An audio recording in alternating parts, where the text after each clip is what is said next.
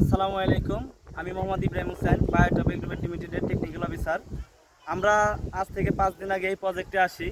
এই প্রজেক্টে সাধারণত এসে দেখতে পারি গিল ডিজিজ, যাকে বাংলায় বলা হয় ফুলকা পচা রোগ। এখানে এসে আমরা দেখতে পারি প্রচুর পরিমাণের মাছের পোনা মারা যায়। এখানে প্রথম দিন দেখতে পারি আমরা 10,000-এর উপরে পোনা মারা যায়। তারপরে এখানে আপনার বিকেসি এবং লবণ ব্যবহার করা হয়।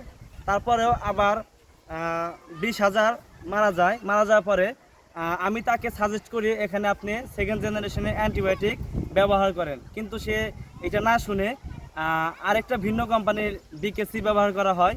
তারপরেও এখানে মর্টালিটি 30,000 প্লাস হয়ে যায়। যখন 30,000 প্লাস হয়ে যায় তখন সে আমার কথা অনুযায়ী এখানে অ্যান্ডোফ্লক্সিন ব্যবহার করে। অ্যান্ডোফ্লক্সিন ব্যবহার করার পরে এখানে মাছের মর্টালিটি একদিনের ভিতরে ম্যাজিকের মতো একদম জিরোতে এসে পড়ে। কিন্তু ইদানিং অনেক ডাক্তার দেখা যায় যারা অরিজিনাল টেকনিক্যাল অফিসার না, হাতে গোনা 2-1 জন ভালো ট্রিটমেন্ট দিতে পারে।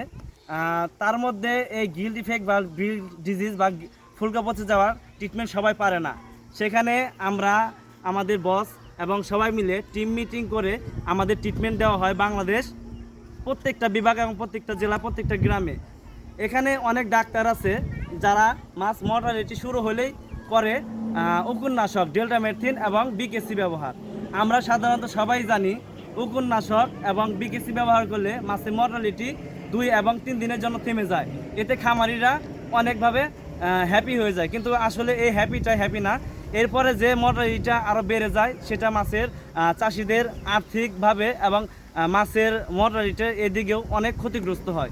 এই কারণে আমাদের করণীয় ভালো টেকনিক্যাল অফিসার এবং ভালো যারা বুঝে এই মাছ চাষ সম্পর্কে, যারা অরিজিনালি অ্যাকোয়াতে এবং স্বাদু পানিতে ট্রিটমেন্ট করে অভ্যস্ত, তাদের কাছ থেকে আমাদের ট্রিটমেন্ট নেওয়া হচ্ছে। আসলে কি তারা এই ট্রিটমেন্টটা বুঝে? এখানে কি ডেল্টামেথিন এবং উকুননাশক এবং তুতলি ব্যবহার করে কি মাছের মর্টালিটি থামানো যায়?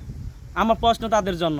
কিন্তু এখানে যারা অরিজিনালি অ্যাকোয়া ফিশারিজ, তারাই এই ধরনের মর্টালিটিটা কন্টিনিউভাবে যদি আমাদের প্রসেস অনুযায়ী ট্রিটমেন্ট সাজায় এবং ট্রিটমেন্ট করে, তাহলে মর্টালিটিটা এখানে থামানো যাবে। এখানে অনেক সময় দেখা যায় মাছের অস্বাভাবিকভাবে ব্যাকটেরিয়াল ইনফেকশন বা বিভিন্ন ইনফেকশনের মাধ্যমে বাংলা মাছ মর্টালিটি হয়। সেখানেও আপনি কি করতেছেন? ডেল্টামেথিন এবং বিকেসি ব্যবহার করতেছেন। এইটাই কি ট্রিটমেন্ট?